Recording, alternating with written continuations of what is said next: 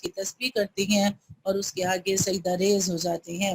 یہ قرآن پاک میں 14 سجدے ہیں اور ان کے طریقہ یہ ہے کہ جب آیت سجدہ پڑھیں یا آیت سجدہ کو سنیں تو سجدہ کرنا واجب ہوتا ہے، اور وہ اس طرح ہے، اس کا طریقہ یہ ہے کہ بیٹھے ہیں یا کھڑے ہیں، وضو کے ساتھ ہوں، وضو والے کپڑوں، نماز والے کپڑوں کے ساتھ ہوں، یعنی پاکیزگی پر ہوں، میلے کچیلے کپڑے اور یعنی ناپاک کپڑے نہ ہوں، جس طرح نماز کی تیاری ہوتی ہے اسی طرح صاف ستھرے ہوں، جگہ بھی صاف ستھری ہو، اور پھر اللہ اکبر کہہ کے سجدے میں چلے جائیں اور 3 دفعہ سبحان ربی الاعلی کہہ کر پھر اللہ اکبر کہہ کر اٹھ جائیں۔ یہ سجدہ کرنے کا طریقہ ہے، اور یہ آیات سجدہ بھی بڑی عجیب آیات ہیں کہ اگر کسی کو کوئی پریشانی ہو یا کوئی غم ہو، کوئی تکلیف ہو اور اس کی مشکل حل نہ ہو رہی ہو تو یہ آیات سجدہ یعنی جو 14 آیات ہیں ان کو بسم اللہ الرحمن الرحیم کے ساتھ پڑھے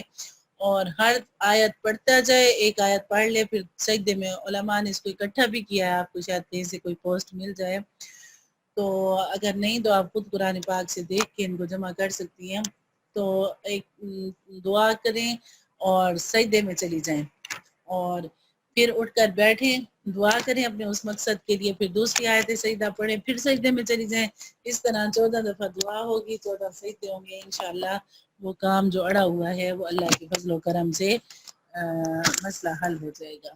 میں آپ کو ساتھ ساتھ وظائف بھی بتاتی جاؤں تاکہ آپ قرآن پاک سے، میں آپ لوگوں کو یہ سمجھاتی ہوں کہ قرآن کو صرف علاج کے لیے نہ رکھیں، لیکن یہ کہ ہمارے ہر درد کی دوا اس کے اندر موجود ہے، صرف یہ نہیں جب ہماری دوستی ہو جائے گی تو ظاہر ہے سارے کام اسی سے ہوں گے، علاج بھی اسی سے ہوگا، شفا بھی اسی سے ملے گی، رہنمائی بھی اسی سے ملے گی، یہ نہیں کہ رہنمائی تو اس سے حاصل نہیں کرنی، قرآن پکارتا رہے کہ حل میں مدکر کوئی ہے نصیحت حاصل کرنے والا، کوئی ہے نصیحت حاصل کر، بس ہم کہیں کہ فلاں صورت پڑھ لیں تو اس کے ساتھ اس چیز کا علاج ہو جاتا ہے، فلاں صورت پڑھ لیں، ایسا نہیں، لیکن جب پکی دوستی ہو جائے پھر قرآن پاک کے وظائف کرنے سے بھی کوئی انکار نہیں ہے اور قرآن پاک کی برکات کا بھی کوئی انکار نہیں ہے۔ اب ہم سورہ انفال شروع کر رہے ہیں، سورہ انفال کا تعارف آپ سن لیجئے، اس کا تعارف تھوڑا لمبا ہوگا اور توجہ طلب بھی ہوگا کہ آج کل ہم لوگ جس چیز سے سب سے زیادہ دور ہیں وہ ہے جہاد فی سبیل اللہ، یعنی اس کو اس طرح مسخ کر دیا گیا ہے، امت سے کوشش کی گئی ہے، اس کو نصاب کی کتابوں سے نکال دیا گیا ہے تاکہ امت بالکل بے حس ہو جائے، بے حس تو ہو چکی ہے لیکن بے حس ہونے کے بعد اب بالکل یعنی ان کے اندر کہ شوق اور جذبہ ہی نہ رہے کہ ہمارے نبی کی تعلیمات میں سے ایک تعلیم یہ بھی ہے، ہمارے اللہ کے احکام میں سے ایک حکم یہ بھی ہے کہ جہاد فی سبیل اللہ کیا جائے، تو نہ ہمیں جنگ بدر کا پتہ ہے، نہ جنگ احد کا پتہ ہے، نہ حنین کا پتہ ہے، نہ خندق کا پتہ ہے، تو اس لیے قرآن پاک میں ان واقعات کو تفصیل کے ساتھ میں پیچھے ہمیں سورۃ آل عمران میں اور کچھ آگے بھی ہم نے تھوڑا غزوہ بدر کے بارے میں بھی پڑھا اور غزوہ احد کے بارے میں بھی، لیکن یہاں سورۃ الانفال کے تعارف میں آپ کو پورا غزوہ بدر کے بارے میں بتاؤں گی اور آپ نے توجہ سے اس کو سننا ہے تاکہ آپ کا ایمان تازہ ہو اور آپ کو معلوم ہو کہ اللہ رب العزت نے قرآن پاک میں کتنے تفصیل کے ساتھ جہاد کو بیان کیا، لیکن ہم بالکل اس کو بھولے ہوئے ہیں۔ یہ سورت تقریباً سن 2 ہجری کے آس پاس مدینہ منورہ میں نازل ہوئی ہے، اس کے بیشتر مضامین جنگ بدر اور اس کے واقعات اور مسائل سے متعلق ہیں۔ یہ جنگ اسلام اور کفر کے درمیان پہلے باقاعدہ معرکے کی حیثیت رکھتی ہے جس میں اللہ تعالیٰ نے مسلمانوں کو فتح مبین عطا فرمائی اور قریش مکہ کو ذلت آمیز شکست سے دوچار کیا، چنانچہ اس صورت میں اللہ تعالیٰ نے اپنے انعامات بھی یاد دلائے ہیں اور مسلمانوں نے جس جانثاری کے ساتھ یہ جنگ لڑی ہے اس کی ہمت افزائی کے ساتھ بعض ان کمزوریوں کی بھی نشاندہی فرمائی ہے جو اس جنگ میں سامنے آئی، اور آئندہ کے لیے وہ ہدایات بھی دی گئی ہیں جو ہمیشہ مسلمانوں کی کامیابی اور فتح و نصرت کا سبب بن سکتی ہے۔ جہاد اور مال غنیمت کی تقسیم کے بہت سے احکام بھی بیان ہوئے ہیں، اور چونکہ جنگ بدر اصل میں کفار مکہ کے ظلم و ستم کے پس منظر میں پیش آئی تھی، اس لیے ان حالات کا بھی ذکر کیا گیا ہے جن میں نبی اکرم صلی اللہ علیہ وسلم کو مکہ مکرمہ سے ہجرت کا حکم ہوا، نیز جو مسلمان مکہ مکرمہ میں رہ گئے تھے ان کے لیے بھی ضروری قرار دیا گیا کہ وہ ہجرت کر کے مدینہ منورہ آ جائیں۔ ہجرت کی وجہ سے میراث کی تقسیم سے متعلق کچھ احکام عارضی طور پر نافذ کیے گئے تھے، سورت کے آخر میں اس وجہ سے میراث کے مستقل احکام دیے گئے ہیں۔ چونکہ اس سورت کے بہت سے مضامین جنگ بدر کے مختلف واقعات سے متعلق ہیں، اس لیے ان کو ٹھیک ٹھیک سمجھنے کے لیے اس جنگ کے بارے میں कुछ बुनियादी मालूमात यहाँ पेश करना ज़रूरी मालूम होता है ताकि इससे मुतालिक आयात को उनके सही पस मंज़र में समझा जा सके। मक्का मुकरमा में नबी अकरम सल्लल्लाहु अलैहि वसल्लम नबूवत के बाद 13 साल मुकीम रहे। इस दौरान मक्का मुकरमा के कुफार ने आप और आपके जानिसार सहाबा को तरह तरह से सताने, नाकाबिल बर्दाश्त तकलीफें पहुँचाने में कोई कसर नहीं छोड़ी। यहाँ तक कि हिजरत के ज़रा पहले आपको कत्ल का मंसूबा बनाया गया, जिसका जिक्र इसी सूरत में आने वाला है। जब नबी अकरम सल्लल्लाहु अलैहि वसल्लम हिजरत करके मदीना मुनव्वरा तशरीफ ले आए तो कुफार मक्का मुसलसल इस फिक्र में रहे कि आपको वहाँ भी चैन से बैठने न दिया जाए। उन्होंने अब्दुल्लाह बिन उबई को मदीना मुनव्वरा में खत लिखा कि तुम लोगों ने मोहम्मद सल्लल्लाहु अलैहि वसल्लम और उनके साथियों को पनाह दी है, अब या तो तुम उन्हें पनाह देने से हाथ उठा लो वरना हम तुम पर हमला कर देंगे। अंसार में से औस के कबीले के सरदार, ये सब आपको मैं अहादीस मुबारक में से सुना रही हूँ, यानी जो आपको बताया ये सुनन अबू दाऊद की अहादीस है, यानी अपनी तरफ से वाकई में कोई कमी बेशी नहीं। मेरा बस चले तो मैं आपको पूरे कुरान पाक के मज़ामीन सुनाऊं, लेकिन वक्त इतना कम होता है और आगे फिर अब रमज़ान भी शुरू हो गया है तो इसको मुकम्मल भी करना है, इसलिए बार बार आप लोगों को साथ ही ये तरगीब देती हूँ कि आप कुरान पाक का एक एक हर्फ पढ़ें। आप देखिए कि एक आयत की तफसीर एक दिन में भी मुकम्मल नहीं हो सकती, कुरान पाक की तफसीर तो इस कदर ज़्यादा है, लेकिन जो कोशिश करती हूँ कि आपको कुछ ना कुछ खुलासा जो है वो बयान कर दूँ।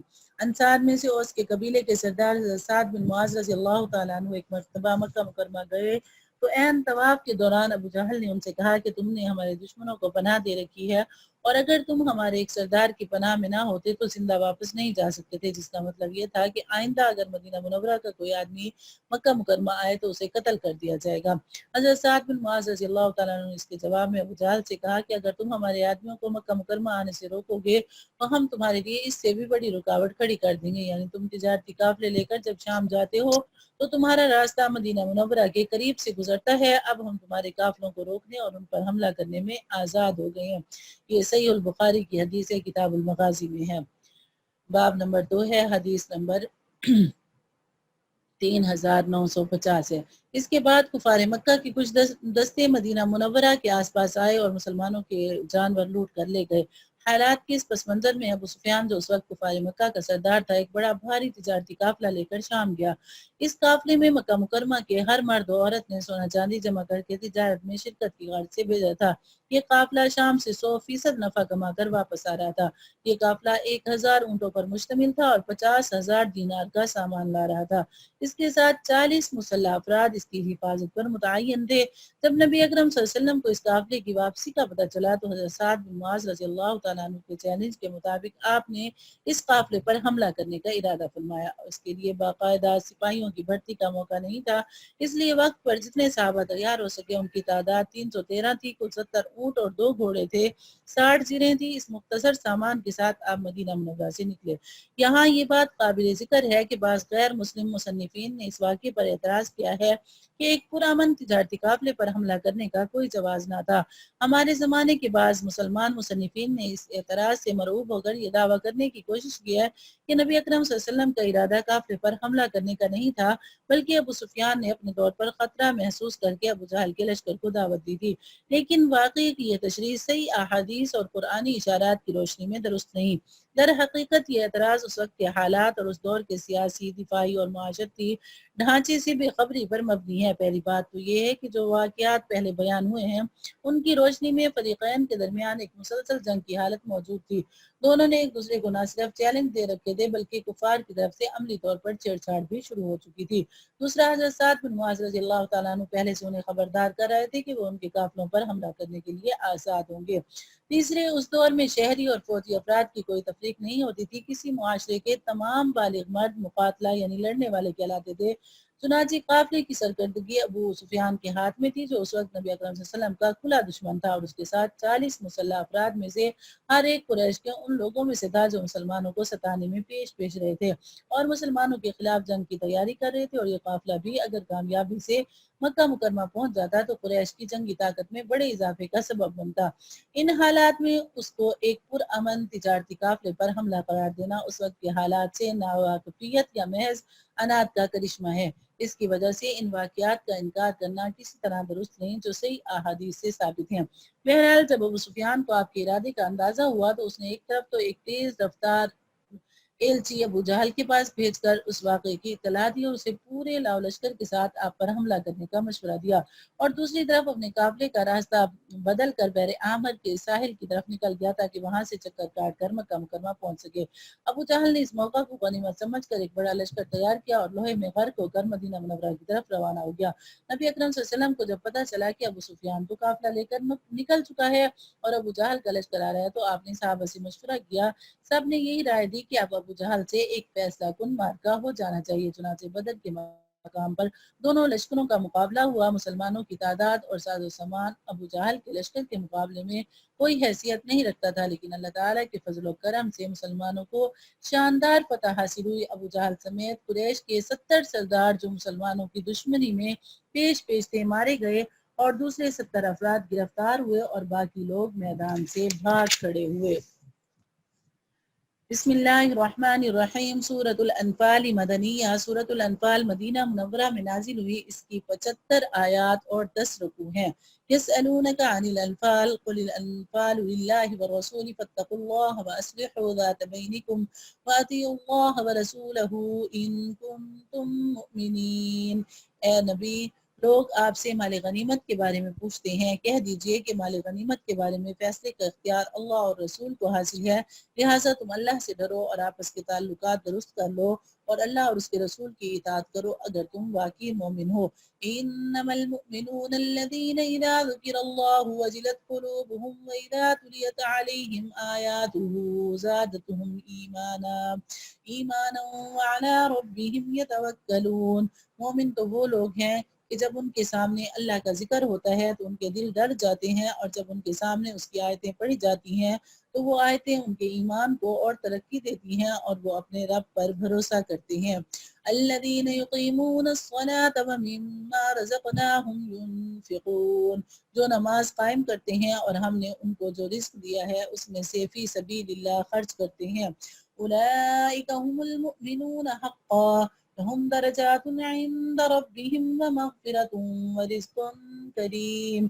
यही लोग हैं जो हकीकत में मोमिन हैं, उनके लिए उनके रब के पास बड़े दर्जे हैं, मग़फ़िरत है और बाइज़्ज़त रिज़्क़ है।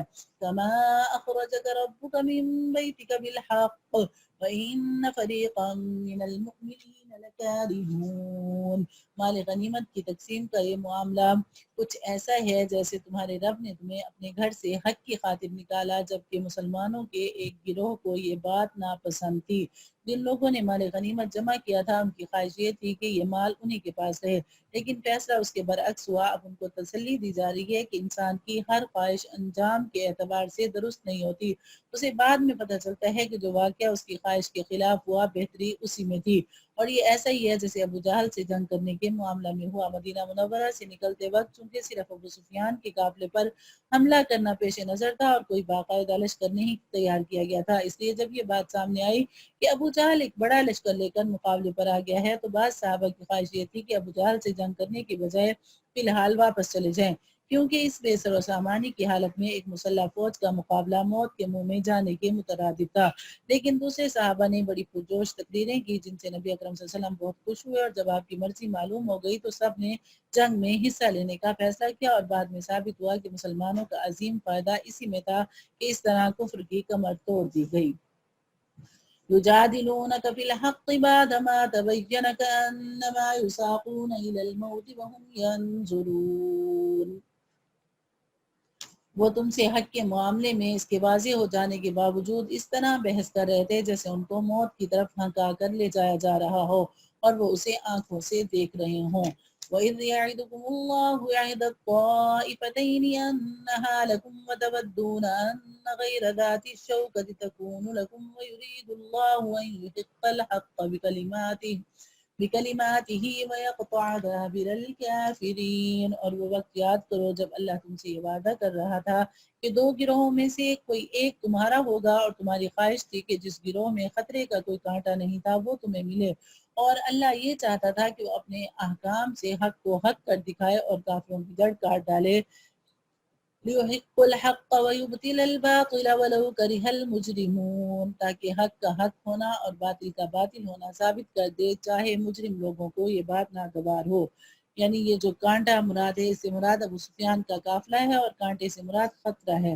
قافلے میں مسلح افراد کی تعداد کل 40 تھی، لہٰذا اس پر حملہ کرنے میں کوئی بڑا خطرہ نہیں تھا، لہٰذا طبعی طور پر اس پر حملہ کرنا آسان تھا۔ إذ تستغيثون ربكم فاستجاب لكم أني ممدكم بألف من الملائكة مردفين۔ یاد کرو جب تم اپنے رب سے فریاد کر رہے تھے تو اس نے تمہاری فریاد کا جواب دیا کہ میں تمہاری مدد کے لیے 1000 فرشتوں کی کمک بھیجنے والا ہوں جو لگاتار آئیں گے۔ وما جعله الله إلا بشرى ولتطمئن به قلوبكم وما النصر إلا من عند الله إن اللہ عزیز حکیم۔ اور یہ وعدہ اللہ تعالیٰ نے کسی اور وجہ سے نہیں بلکہ صرف اس لیے کیا کہ وہ خوشخبری بنے اور تاکہ تمہارے دلوں کو اطمینان حاصل ہو، ورنہ مدد کسی اور کے پاس سے نہیں صرف اللہ کے پاس سے آتی ہے۔ یقیناً اللہ اقتدار کا بھی مالک ہے، حکمت کا بھی مالک ہے۔ اذ یغشیکم النعاس امنة منه وينزل عليكم من السماء ماء ليطهركم به ويذهب عنكم رجز الشيطان وليربط على قلوبكم ويثبت به الأقدام۔ یاد کرو جب تم پر سے گھبراہٹ دور کرنے کے لیے وہ اپنے حکم سے تم پر غنودگی طاری کر رہا تھا اور تم پر آسمان سے پانی برسا رہا تھا تاکہ اس کے ذریعے تمہیں پاک کر دے، تم سے شیطان کی گندگی دور کر دے، تمہارے دلوں کو تقویت پہنچائے اور اس کے ذریعے تمہارے پاؤں اچھی طرح جما دے۔ اتنے بڑے لشکر کے ساتھ تقریباً 79 آدمیوں کا مارکا پیش آنے والا ہو تو گھبراہٹ ایک طبعی عمل ہے۔ اللہ تعالیٰ نے اس گھبراہٹ کا علاج یہ فرمایا کہ صحابہ پر نیند طاری کر دی، جس کی ایک تاثیر یہ ہوتی ہے کہ اس سے گھبراہٹ دور ہو جاتی ہے۔ چنانچہ وہ جنگ سے پہلی رات جی بھر کر سوئے جس سے وہ تازہ دم ہو گئے۔ نیز جنگ کے دوران بھی ان پر وقفے وقفے سے اونگ طاری ہوتی رہی جس سے انہیں سکون ملتا رہا۔ إذ يوحي ربك إلى الملائكة أني معكم فثبتوا الذين آمنوا سألقي في قلوب الذين كفروا الرعب فاضربوا فوق الأعناق واضربوا منهم كل بنان۔ وہ وقت جب یاد کرو جب تمہارا رب فرشتوں کو وحی کے ذریعے حکم دے رہا تھا کہ میں تمہارے ساتھ ہوں، اب تم مومنوں کے قدم جماؤ، میں کافروں کے دلوں میں رعب طاری کر دوں گا، پھر تم گردنوں کے اوپر وار کرو اور ان کی انگلیوں کے ہر جوڑ پر ضرب لگاؤ۔ ذلك بأنهم شاقوا الله ورسوله ومن يشاقق الله ورسوله فإن الله شديد العقاب۔ یہ اس لیے کہ انہوں نے اللہ اور اس کے رسول سے دشمنی مول لی ہے، اور اگر کوئی شخص اللہ اور اس کے رسول سے دشمنی مول لیتا ہے تو یقیناً اللہ کا عذاب بڑا سخت ہے۔ ذالکم فذوقوہ وان للکافرین عذاب النار۔ یہ سب تو اب چکھ لو، اس کے علاوہ حقیقت یہ ہے کہ کافروں کے لیے اصل عذاب جہنم کا ہے۔ یا ایہا الذین آمنوا اذا لقیتم الذین کفروا زحفا فلا تولوہم الادبار۔ اے ایمان والو جب کافروں سے تمہارا آمنا سامنا ہو جائے جبکہ وہ چڑھائی کر کے آ رہے ہوں تو انہیں پیٹھ مت دکھاؤ۔ ومن يولهم يومئذ دبره إلا متحرفا لقتال أو متحيزا إلى فئة فقد باء بغضب من الله ومأواه جهنم وبئس المصير۔ اور اگر کوئی شخص کسی جنگی چال کی وجہ سے ایسا کر رہا ہو یا اپنی کسی جماعت سے جا ملنا چاہتا ہو، اس کی بات تو اور ہے، مگر اس کے سوا جو شخص ایسے دن اپنی پیٹھ پھیرے گا تو اللہ کی طرف سے غضب لے کر لوٹے گا اور اس کا ٹھکانہ جہنم ہوگا اور وہ بہت برا ٹھکانہ ہے۔ یعنی جب جنگ میں آ جائیں تو پھر حوصلہ رکھیں اور دشمن کو پشت نہ دکھائیں بلکہ سینے پر گولی کھائیں۔ فَلَمْ تَقْتُلُوهُمْ وَلَكِنَّ اللَّهَ قَتَلَهُمْ وَمَا رَمَيْتَ إِذْ رَمَيْتَ وَلَكِنَّ اللَّهَ رَمَى وَلِيُبْلِيَ الْمُؤْمِنِينَ مِنْهُ بَلَاءً حَسَنًا إِنَّ اللَّهَ سَمِيعٌ عَلِيمٌ۔ چنانچہ مسلمانوں، حقیقت میں تم نے ان کافروں کو قتل نہیں کیا تھا بلکہ انہیں اللہ نے قتل کیا تھا، اور اے پیغمبر جب آپ نے ان پر مٹی پھینکی تھی تو آپ نے نہیں بلکہ اللہ نے پھینکی تھی، اور آپ کے ہاتھوں یہ کام اس لیے کرایا تھا تاکہ اس کے ذریعے اللہ مومنوں کو بہترین اجر عطا کرے، بے شک اللہ ہر بات کو سننے والا اور ہر چیز کو جاننے والا ہے۔ جنگ بدر کے موقع پر جب دشمن پوری طاقت سے حملہ کرنے کے لیے چلا آ رہا تھا، اس وقت نبی اکرم صلی اللہ علیہ وسلم نے اللہ کے حکم سے ایک مٹھی میں مٹی اور کنکر اٹھا کر دشمن کی طرف پھینکے تھے۔ اللہ تعالیٰ نے وہ کنکریاں دشمن کے ہر فرد تک پہنچا دی جو ان کی آنکھوں وغیرہ میں جا کر لگی اور ان سے لشکر میں افراتفری مچ گئی۔ تو اس واقعے کی طرف اللہ اشارہ کر رہے ہیں کہ وہ مٹھی آپ نے نہیں پھینکی تھی، در حقیقت وہ اللہ نے پھینکی تھی۔ ذَلِكُمْ وَأَنَّ اللَّهَ مُوهِنُ كَيْدِ الْكَافِرِينَ۔ یہ سب کچھ تو اپنی جگہ، اس کے علاوہ یہ بات بھی تھی کہ اللہ کافروں کی ہر سازش کو کمزور کرنا چاہتا تھا۔ وَإِن تَسْتَفْتِحُوا فَقَدْ جَاءَكُمُ الْفَتْحُ وَإِن تَنْتَهُوا فَهُوَ خَيْرٌ لَكُمْ وَإِن تَعُودُوا نَعُدْ وَلَن تُغْنِيَ عَنْكُمْ فِئَتُكُمْ شَيْئًا وَلَوْ كَثُرَتْ وَأَنَّ اللَّهَ مَعَ الْمُؤْمِنِينَ۔ اے کافرو، اگر تم فیصلہ چاہتے تھے تو لو، اب فیصلہ تمہارے سامنے آ گیا۔ اب اگر تم باز آ جاؤ تو یہ تمہارے لیے بہتر ہوگا، اور اگر تم پھر وہی کام کرو گے جو اب تک کرتے رہے ہو تو ہم بھی پھر وہی کام کریں گے جو اب کیا ہے، اور تمہارا جتھا تمہارے کچھ کام نہیں آئے گا، یعنی تمہارا لشکر، چاہے وہ کتنا زیادہ ہو۔ اور یاد رکھو کہ اللہ مومنوں کے ساتھ ہے۔ یا ایھا الذین آمنوا اطیعوا اللہ ورسولہ ولا تولوا عنہ وانتم تسمعون۔ اے ایمان والو، اللہ اور اس کے رسول کی تابعداری کرو اور اس تابعداری سے منہ نہ موڑو جبکہ تم اللہ اور رسول کے احکام سن رہے ہو، اور ان لوگوں کی طرح نہ ہو جانا جو کہتے تو ہیں کہ ہم نے سن لیا اور حقیقت میں وہ سنتے نہیں ہیں۔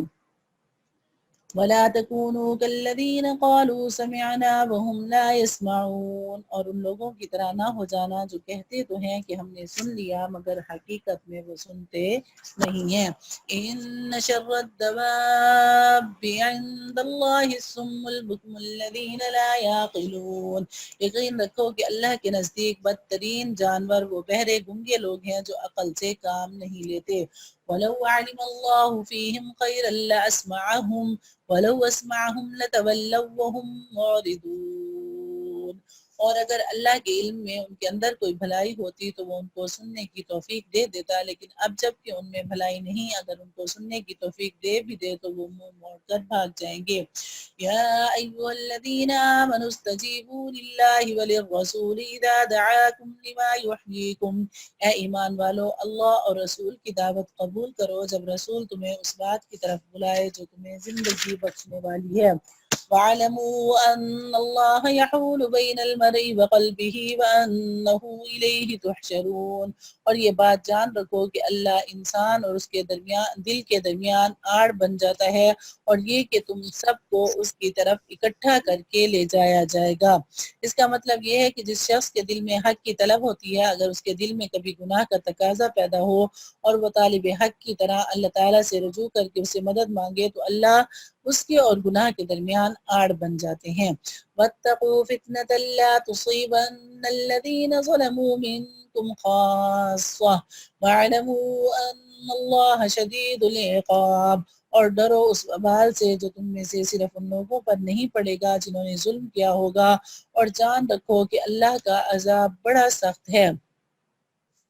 وَاذْكُرُوا إِذْ أَنْتُمْ قَلِيلٌ مُّسْتَضْعَفُونَ فِي الْأَرْضِ تَخَافُونَ أَنْ يَتَخَطَّفَكُمُ النَّاسُ فَآوَاكُمْ وَأَيَّدَكُمْ بِنَصْرِهِ وَرَزَقَكُمْ مِنَ الطَّيِّبَاتِ لَعَلَّكُمْ تَشْكُرُونَ۔ اور وہ وقت یاد کرو جب تم تعداد میں تھوڑے تھے، تمہیں لوگوں نے تمہاری سرزمین میں دبا کر رکھا ہوا تھا، تم ڈرتے تھے کہ لوگ تمہیں اچک کر لے جائیں گے، پھر اللہ نے تمہیں ٹھکانہ دیا اور اپنی مدد سے تمہیں مضبوط بنا دیا اور تمہیں پاکیزہ چیزوں کا رزق عطا کیا تاکہ تم شکر ادا کرو۔ یا ایھا الذین آمنوا لا تخونوا اللہ والرسول وتخونوا اماناتکم وانتم تعلمون۔ اے ایمان والو، اللہ اور رسول سے بے وفائی نہ کرو اور نہ جانتے بوجھتے اپنی امانت میں خیانتوں کے مرتکب ہو۔ وَاعْلَمُوا أَنَّمَا أَمْوَالُكُمْ وَأَوْلَادُكُمْ فِتْنَةٌ وَأَنَّ اللَّهَ عِندَهُ أَجْرٌ عَظِيمٌ۔ اور یہ بات سمجھ لو کہ تمہارے مال اور تمہاری اولاد ایک آزمائش ہے، اور یہ کہ عظیم انعام اللہ کے پاس ہے۔ یا ایھا الذین آمنوا ان تتقوا الله يجعل لكم فرقانا ويكفر عنكم سيئاتكم ويغفر لكم والله ذو الفضل العظیم۔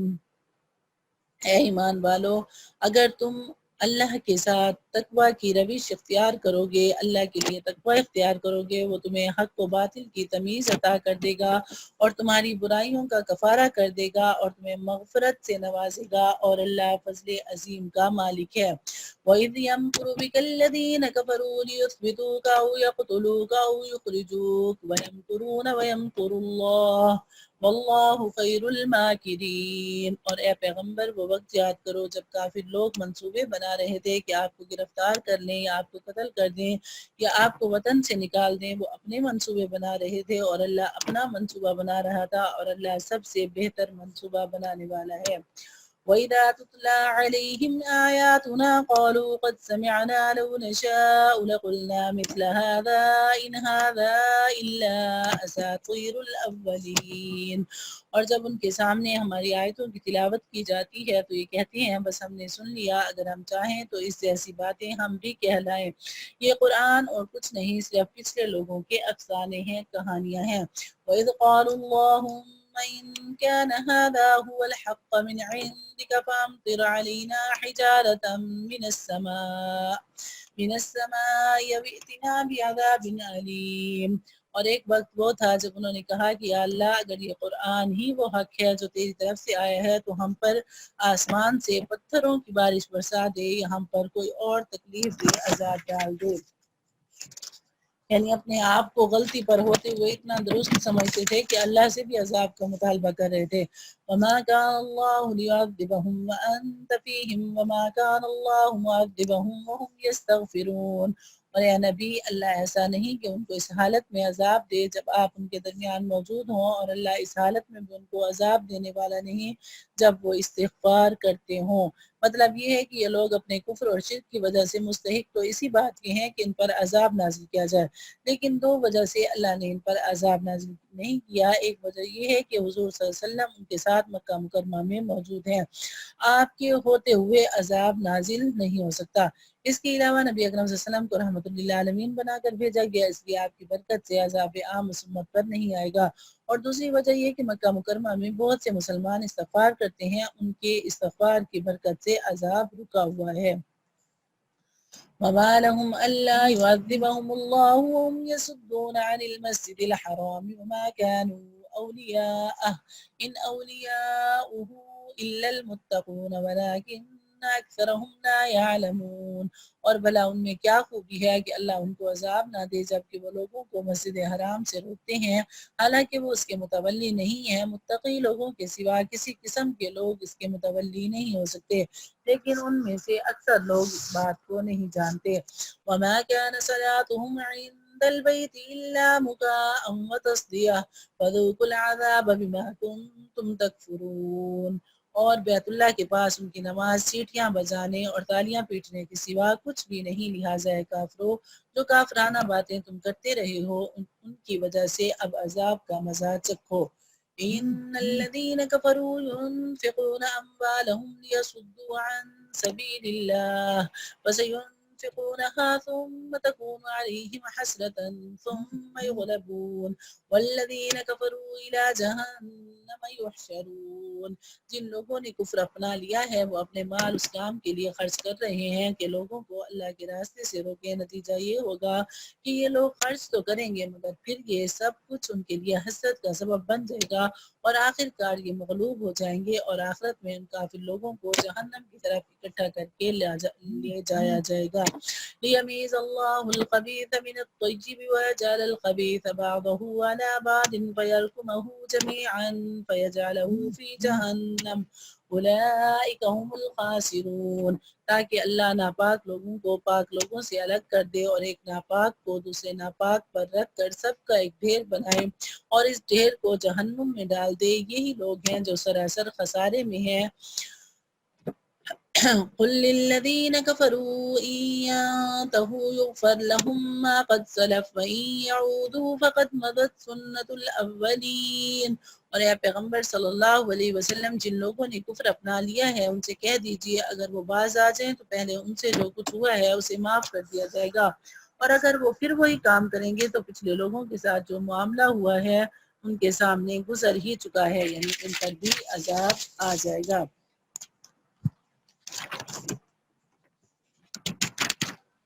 وقاتلوهم حتى لا تكون فتنة ويكون الدين كله لله فإن انتهوا فإن الله بما يعملون بصير۔ اور مسلمانوں ان کافروں سے لڑتے رہو یہاں تک کہ فتنہ باقی نہ رہے اور دین پورے کا پورا اللہ کا ہو جائے، پھر اگر یہ باز آ جائیں تو ان کے اعمال کو اللہ خوب دیکھ رہا ہے۔ وَإِن تَوَلَّوْا فَاعْلَمُوا أَنَّ اللَّهَ مَوْلَاكُمْ نِعْمَ الْمَوْلَى وَنِعْمَ النَّصِيرُ۔ اور اگر یہ منہ موڑے رکھیں تو یقین جانو کہ اللہ تمہارا رکھوالا ہے، بہترین رکھوالا ہے اور بہترین مددگار ہے۔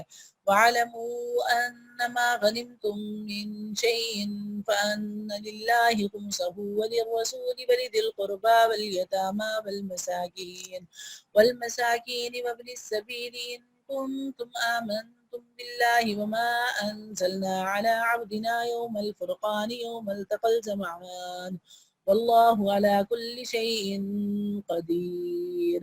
اور مسلمانوں یہ بات اپنے علم میں لے آؤ کہ تم جو کچھ مال غنیمت حاصل کرو اس کا 5واں حصہ اللہ اور رسول اور ان کے رشتہ داروں اور یتیموں اور مسکینوں اور مسافروں کا حق ہے جس کی ادائیگی تم پر واجب ہے، اگر تم اللہ پر اور اس چیز پر ایمان رکھتے ہو جو ہم نے اپنے بندے پر فیصلے کے دن نازل کی تھی، جس دن دو جماعتیں آپس میں ٹکرائی تھی اور اللہ ہر چیز پر قادر ہے۔ اس سے مراد بدر کا دن ہے۔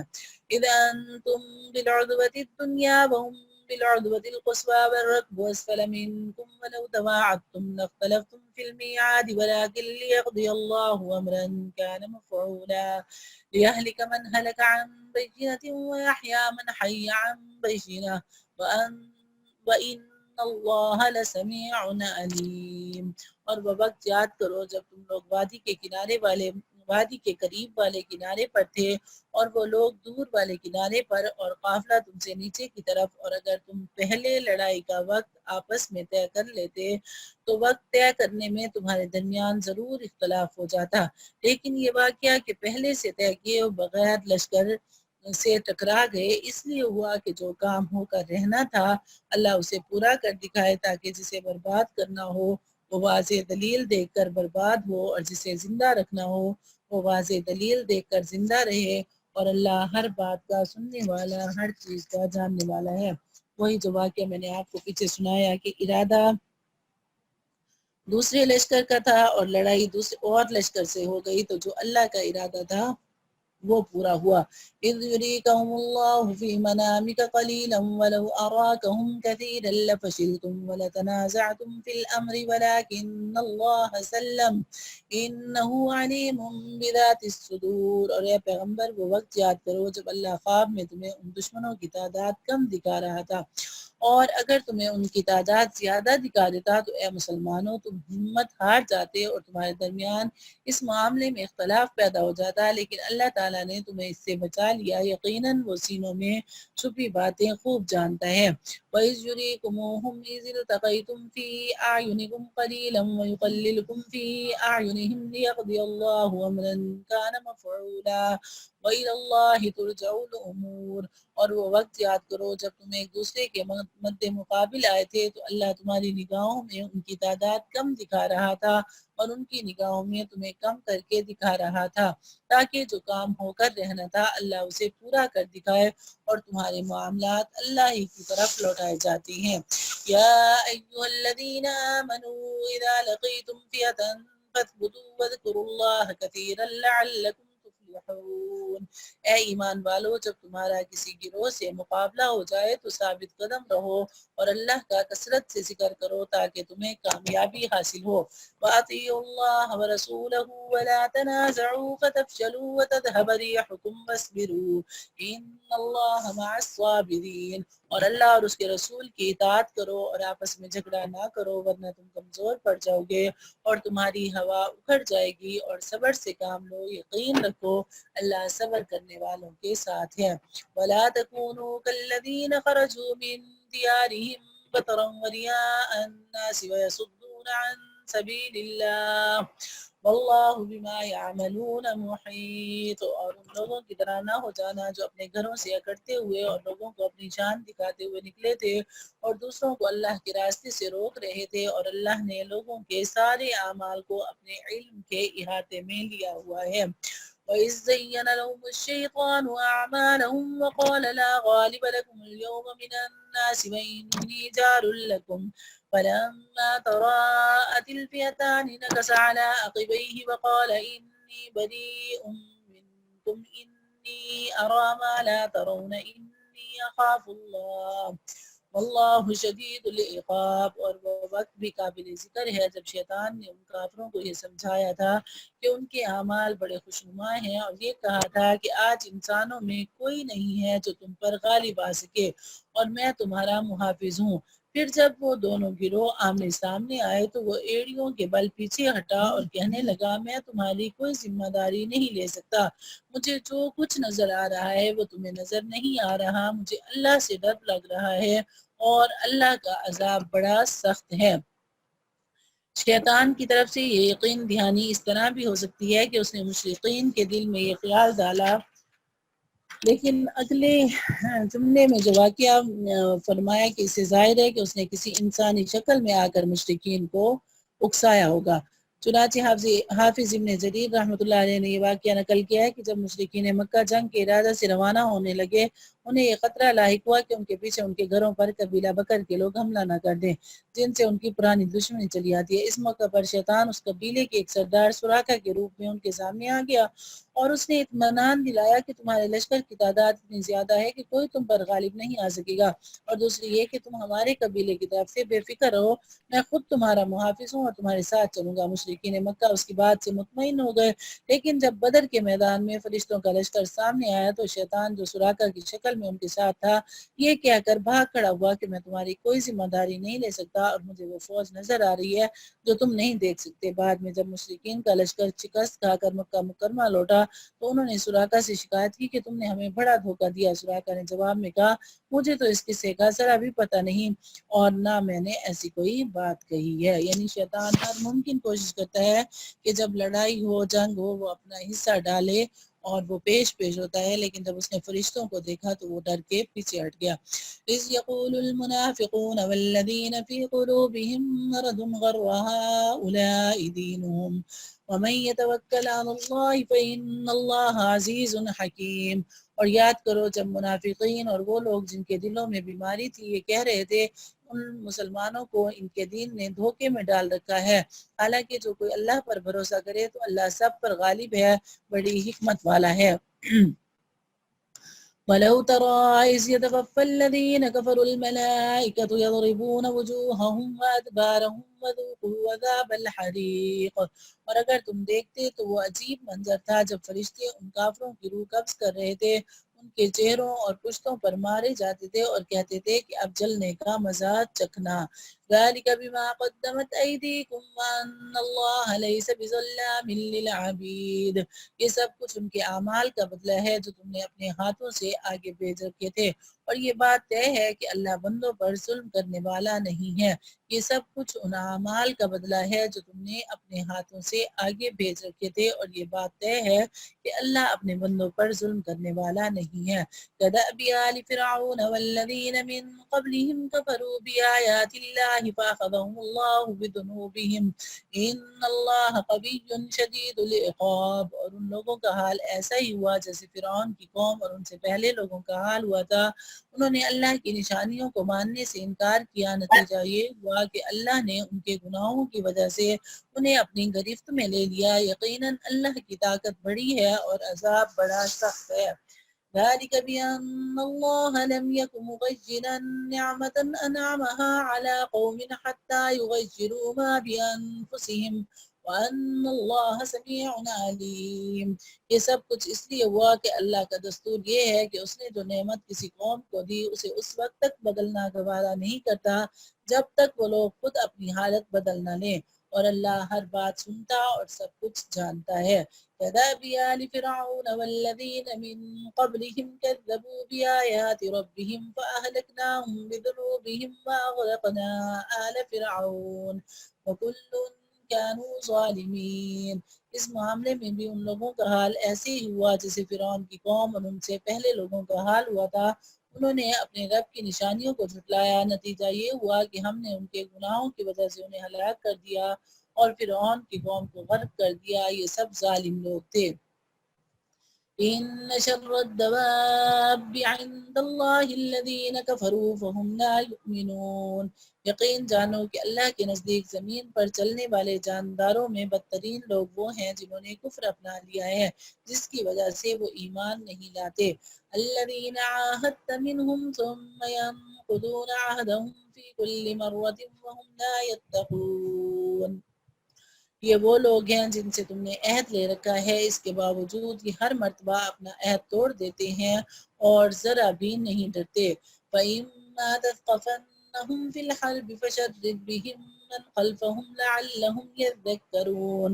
لہٰذا اگر کبھی یہ لوگ جنگ میں تمہارے ہاتھ لگ جائیں تو ان کو سامان عبرت بنا کر ان لوگوں کو تتر بتر کر ڈالو، یعنی انہیں ختم کر دو، جدا جدا کر دو، یعنی کسی قابل یہ نہ رہیں جو ان کے پیچھے ہیں، تاکہ وہ یاد رکھیں کہ لڑائی میں ان کا کیا حشر ہوا تھا۔ وَإِمَّا تَخَافَنَّ مِنْ قَوْمٍ خِيَانَةً فَانبِذْ إِلَيْهِمْ عَلَى سَوَاءٍ إِنَّ اللَّهَ لَا يُحِبُّ الْخَائِنِينَ۔ اور اگر تمہیں کسی قوم سے بد عہدی کا اندیشہ ہو تو وہ معاہدہ ان کی طرف صاف صاف طریقے سے پھینک دو، یاد رکھو کہ اللہ بد عہدی کرنے والوں کو پسند نہیں کرتا۔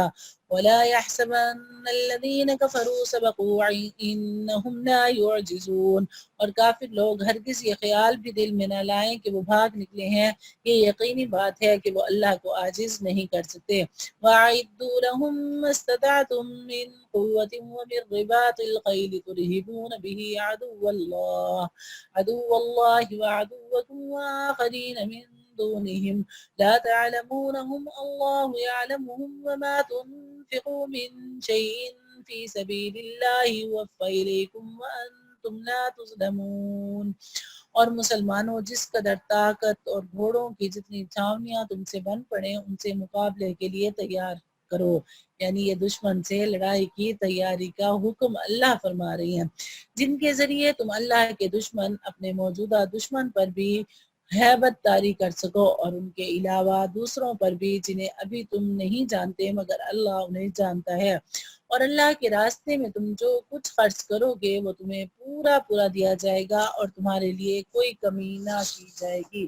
اللہ کا راستہ، میں نے آپ کو بتایا کہ ہر راستہ جس میں خیر ہو وہ اللہ کا راستہ ہو، لیکن مفسرین کا اس بات پر اجماع ہے کہ فی سبیل اللہ جو لفظ استعمال ہوا ہے وہ جہاد فی سبیل اللہ کے لیے ہے، یعنی انفاق کا جو سب سے یعنی بہترین جو انفاق ہے، اللہ کے راستے میں جو بہترین خرچ کرنا ہے وہ جہاد فی سبیل اللہ میں خرچ کرنا ہے، پھر باقی درجے بعد میں ہیں۔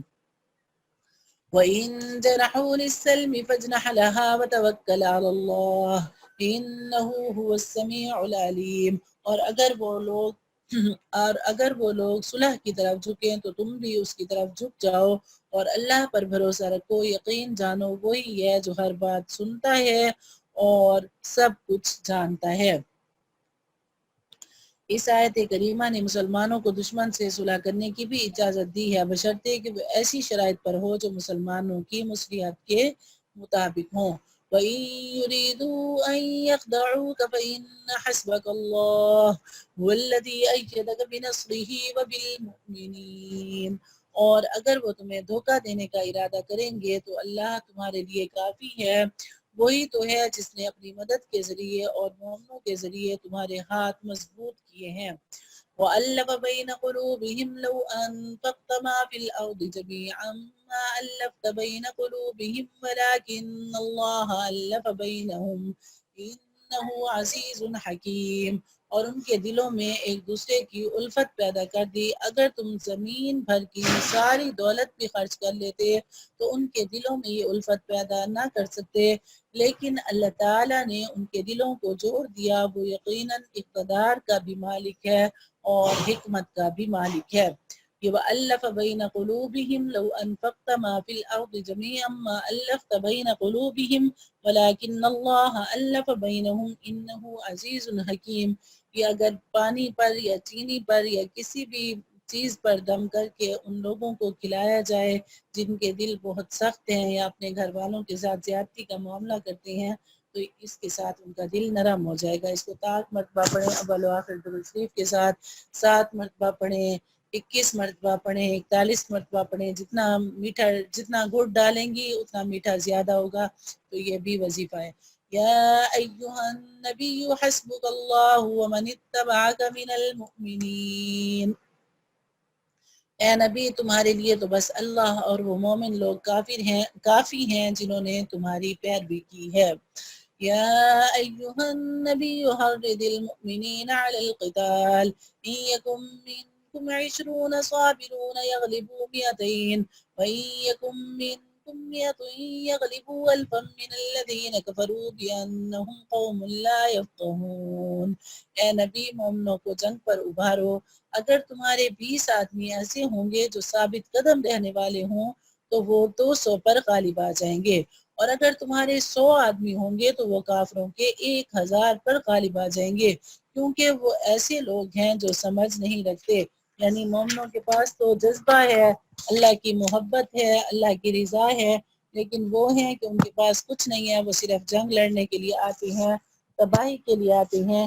اس لیے اللہ ایمان والوں کو اتنی ان پر شوقت اور فوقیت عطا فرماتے ہیں۔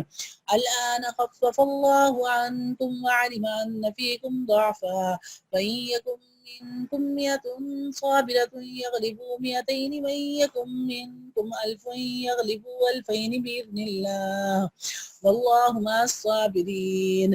اب اللہ نے تم سے بوجھ ہلکا کر دیا اور اس کے علم میں ہے کہ تمہارے اندر کچھ کمزوری ہے، لہٰذا اب حکم یہ ہے کہ اگر تم ثابت قدم رہنے والے 100 آدمی ہو تو 200 پر غالب آ جائیں گے، اور اگر تمہارے 1000 آدمی ہو تو وہ اللہ کے حکم سے 2000 پر غالب آ جائیں گے، اور اللہ ثابت قدم رہنے والوں کے ساتھ ہے۔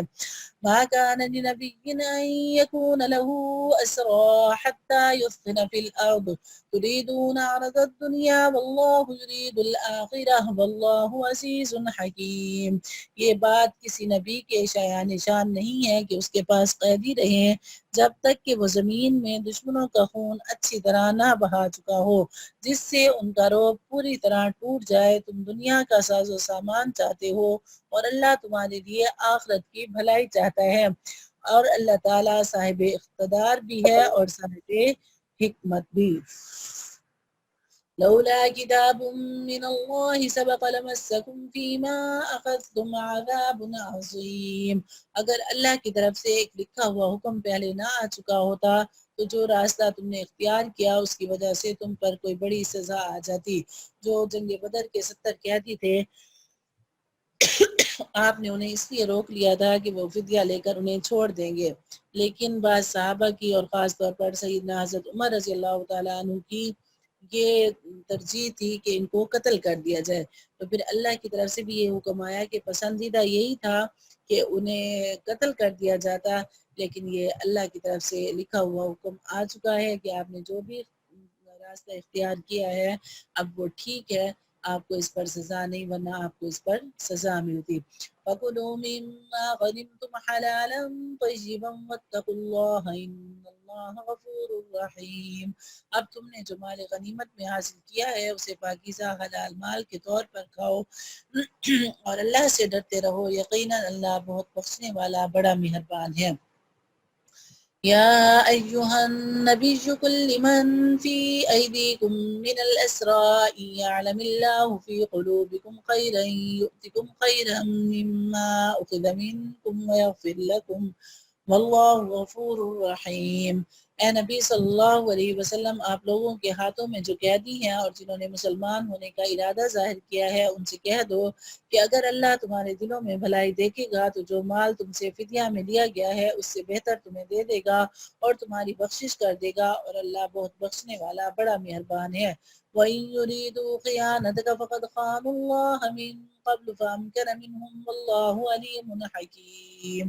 اور اگر ان لوگوں نے اے نبی آپ سے خیانت کرنے کا ارادہ کیا تو یہ اس سے پہلے اللہ کے ساتھ خیانت کر چکے ہیں، جس کے نتیجے میں اللہ نے انہیں آپ کے قابو میں دے دیا ہے، اور اللہ کا علم بھی کامل ہے اور حکمت بھی کامل ہے۔ إن الذين آمنوا وهاجروا وجاهدوا بأموالهم وأنفسهم في سبيل الله والذين آووا ونصروا أولئك بعضهم أولياء بعض والذين آمنوا ولم يهاجروا ما لكم من ولايتهم من شيء حتى يهاجروا۔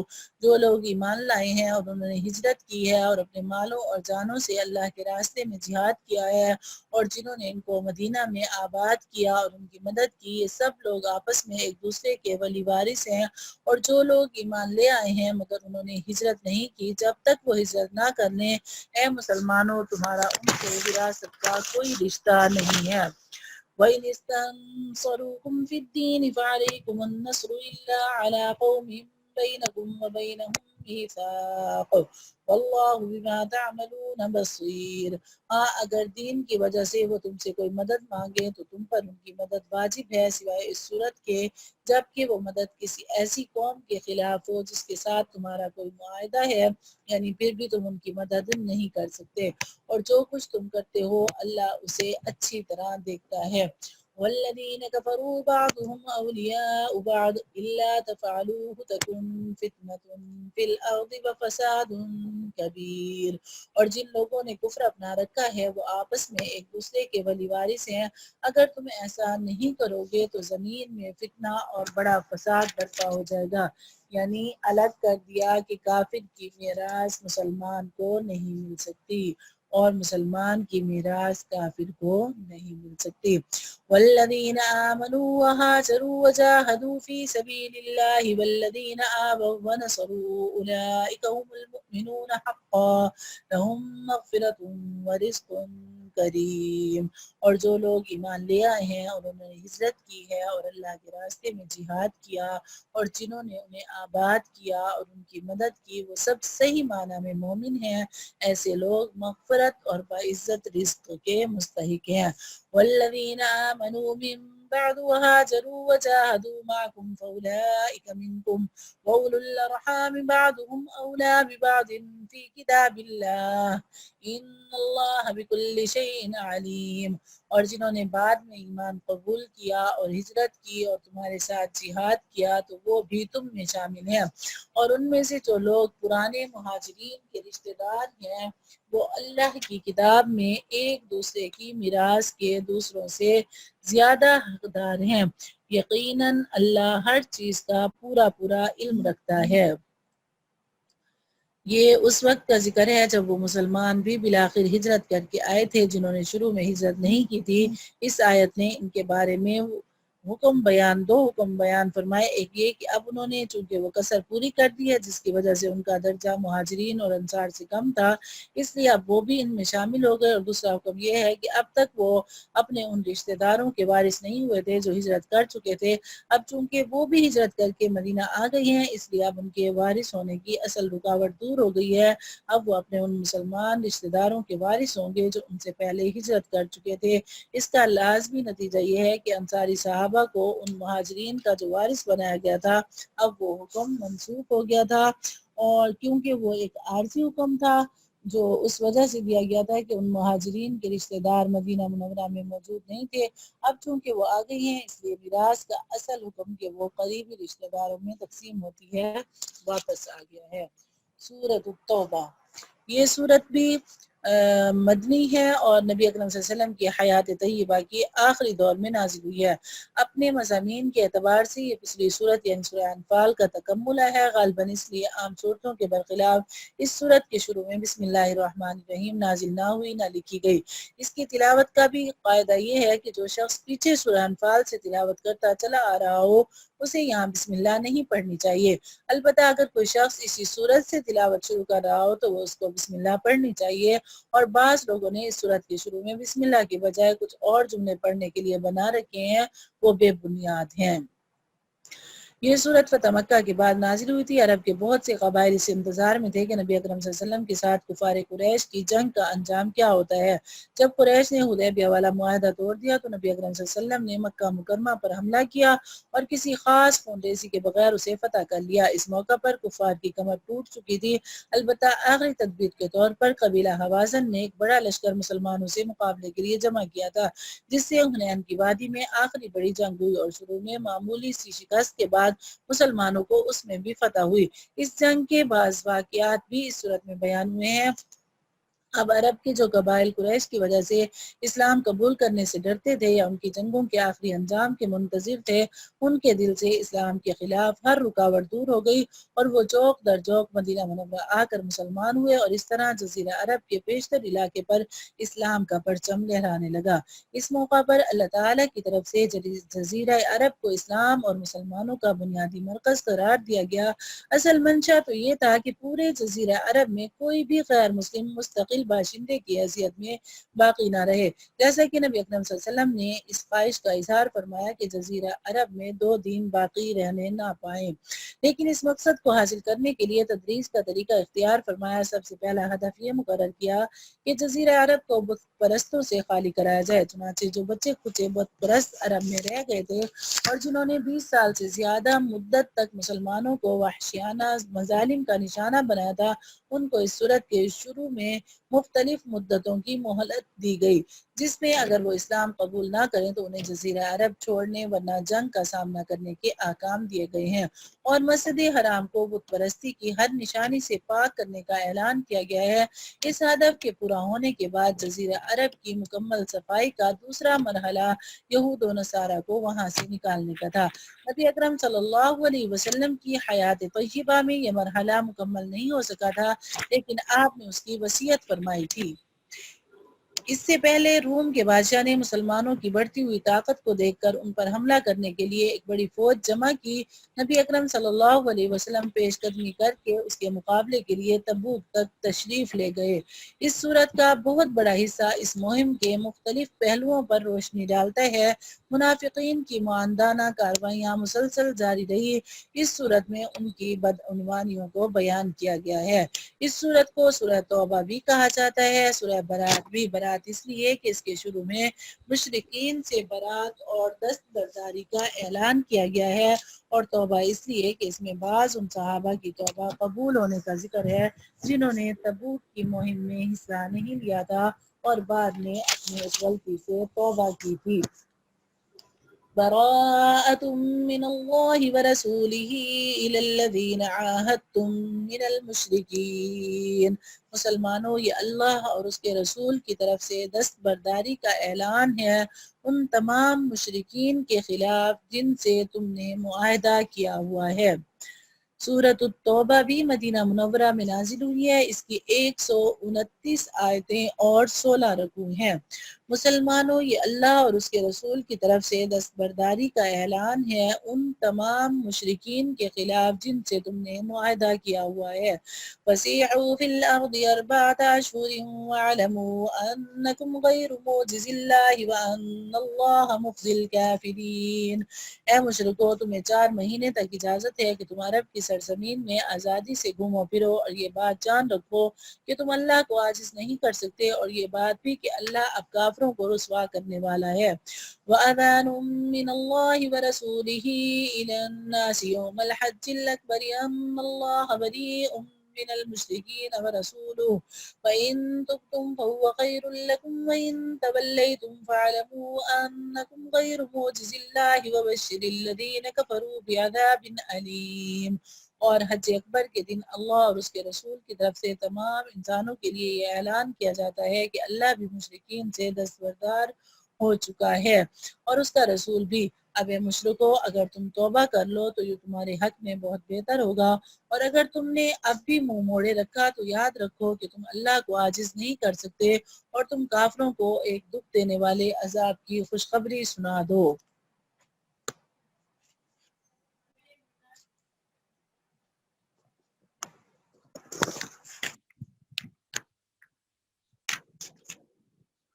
حج اکبر، ہر حج کو اس لیے کہتے ہیں کہ عمرہ چھوٹا حج ہے اور اس کے مقابلے میں حج بڑا حج ہے، یہ جو حج اکبر ہے۔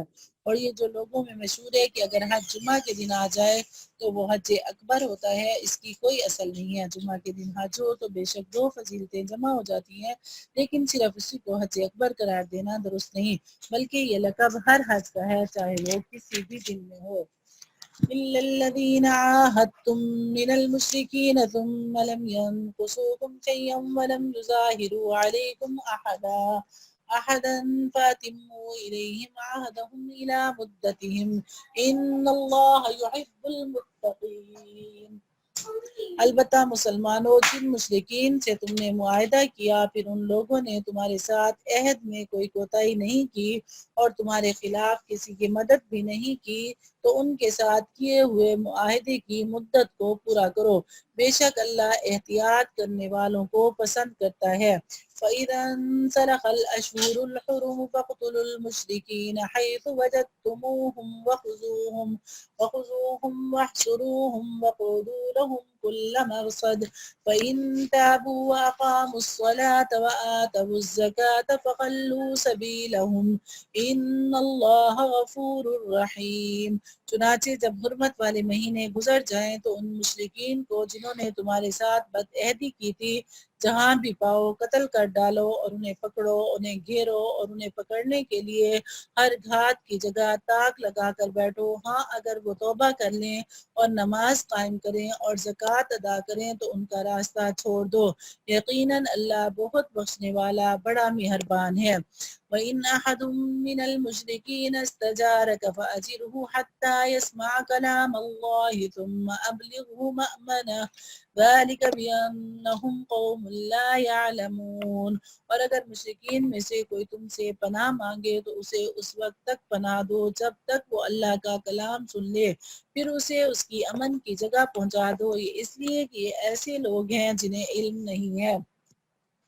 كيف يكون للمشركين عهد عند الله وعند رسوله إلا الذين عاهدتم عند المسجد الحرام فما استقاموا لكم فاستقيموا لهم إن الله يحب المتقين۔ اور اگر مشرکین میں سے کوئی تم سے پناہ مانگے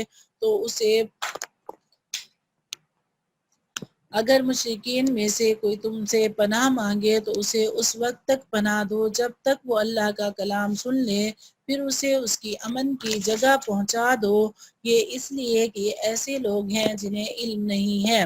كيف يكون عند الله عهد عند الله وعند رسوله إلا الذين عاهدتم عند المسجد الحرام وما استقاموا لكم فاستقيموا لهم إن الله يحب المتقين۔ ان مشرکین سے اللہ اور اس کے رسول کے ساتھ کوئی معاہدہ کیسے باقی رہ سکتا ہے؟ البتہ جن لوگوں سے تم نے مسجد حرام کے قریب معاہدہ کیا ہے، جب تک وہ تمہارے ساتھ سیدھے رہیں تم بھی ان کے ساتھ سیدھے رہو، بے شک اللہ متقی لوگوں کو پسند کرتا ہے۔ كيف وإن يظهروا عليكم لا يرقبوا فيكم إلا ولا ذمة يرضونكم بأفواههم وتأبى قلوبهم وأكثرهم فاسقون۔ لیکن دوسرے مشرکین کے ساتھ کیسے معاہدہ برقرار رہ سکتا ہے جبکہ ان کا حال یہ ہے کہ اگر کبھی تم پر غالب آ جائیں گے تو تمہارے معاملے میں نہ کسی رشتہ داری کا خیال کریں گے اور نہ کسی معاہدے کا۔ یہ تمہیں اپنی زبانی باتوں سے راضی کرنا چاہتے ہیں، حالانکہ ان کے دل انکار کرتے ہیں اور ان میں سے اکثر نافرمان ہیں۔ اشتروا بآیات اللہ ثمنا قلیلا فصدوا عن سبیلہ انہم ساء ما كانوا یعملون۔ انہوں نے اللہ کی آیتوں کے بدلے دنیا کی تھوڑی سی قیمت لینا پسند کر لیا ہے اور اس کے نتیجے میں لوگوں کو اللہ کے راستے سے روکا ہے۔ واقعہ یہ ہے کہ ان کے اعمال بہت برے ہیں۔ لا يرقبون في مؤمن إلا ولا ذمة وأولئك هم المعتدون۔ یہ کسی بھی مومن کے معاملہ میں کسی رشتہ داری یا معاہدے کا پاس نہیں کرتے اور یہی ہیں جو حدیں توڑنے والے ہیں۔ فَإِن تَابُوا وَأَقَامُوا الصَّلَاةَ وَآتَوُا الزَّكَاةَ فَإِخْوَانُكُمْ فِي الدِّينِ وَنُفَصِّلُ الْآيَاتِ لِقَوْمٍ يَعْلَمُونَ۔ اگر یہ توبہ کر لیں اور نماز قائم کریں اور زکوٰۃ ادا کریں تو یہ تمہارے دینی بھائی بن جائیں گے، اور ہم احکام کی یہ تفصیل ان لوگوں کے لیے بیان کر رہے ہیں جو جاننا چاہیں۔ وَإِن نَكَثُوا أَيْمَانَهُم مِّن بَعْدِ عَهْدِهِمْ وَطَعَنُوا فِي دِينِكُمْ فَقَاتِلُوا أَئِمَّةَ الْكُفْرِ إِنَّهُمْ لَا أَيْمَانَ لَهُمْ لَعَلَّهُمْ يَنْتَهُونَ۔ اور اگر ان لوگوں نے اپنے عہد دینے کے بعد اپنی قسمیں توڑ ڈالی ہوں اور تمہارے دین کو تانے دیے ہوں تو ایسے کفر کے سربراہوں سے اس نیت سے جنگ کرو کہ وہ باز آ جائیں، کیونکہ یہ ایسے لوگ ہیں ان کی قسموں کی کوئی حقیقت نہیں ہے۔ الا تقاتلون قوما نكثوا ايمانهم وهموا باخراج الرسول وهم بدؤوكم اول مره اتخشونهم فالله احق ان تخشوه ان كنتم مؤمنين۔ کیا تم ان لوگوں سے جنگ نہیں کرو گے جنہوں نے اپنی قسموں کو توڑا اور رسول صلی اللہ علیہ وسلم کو وطن سے نکالنے کا ارادہ کیا، اور وہی ہیں جنہوں نے تمہارے خلاف چھیڑ چھاڑ کرنے میں پہل کی؟ کیا تم ان سے ڈرتے ہو؟ اگر ایسا ہے تو اس بات کا اللہ زیادہ حق رکھتا ہے کہ تم اس سے ڈرو اگر تم مومن ہو۔ قاتلوہم يعذبهم اللہ بأیدیکم ویخزیہم وینصرکم علیہم ویشفی صدور قوم مؤمنین۔ ان سے جنگ کرو تاکہ اللہ تمہارے ہاتھوں سے ان کو سزا دلوائے، انہیں رسوا کرے، ان کے خلاف تمہاری مدد کرے اور مومنوں کے دل ٹھنڈے ہوں۔ قاتلوہم يعذبهم اللہ بأیدیکم ویخزیہم وینصرکم علیہم ویشفی صدور قوم مؤمنین۔ یہ آیت ہمیں یہ بتا رہی ہے کہ ایمان والوں کے دلوں کو اس وقت شفا ملتی ہے جب کافروں کو سزا ملے، جب کافروں کو اللہ ان کے ہاتھوں سے رسوا اور ذلیل کرے۔ وَيُذْهِبْ غَيْظَ قُلُوبِهِمْ وَيَتُوبُ اللَّهُ عَلَى مَن يَشَاءُ وَاللَّهُ عَلِيمٌ حَكِيمٌ۔ اور ان کے دل کی کڑن دور کر دے اور جس کی چاہے توبہ قبول کر لے، اور اللہ کا علم بھی کامل ہے اور حکمت بھی کامل ہے۔ ام حسبتم ان تتركوا ولما يعلم الله الذين جاهدوا منكم ولم يتخذوا من دون الله ولا رسوله ولا المؤمنين وليجا والله خبير بما تعملون۔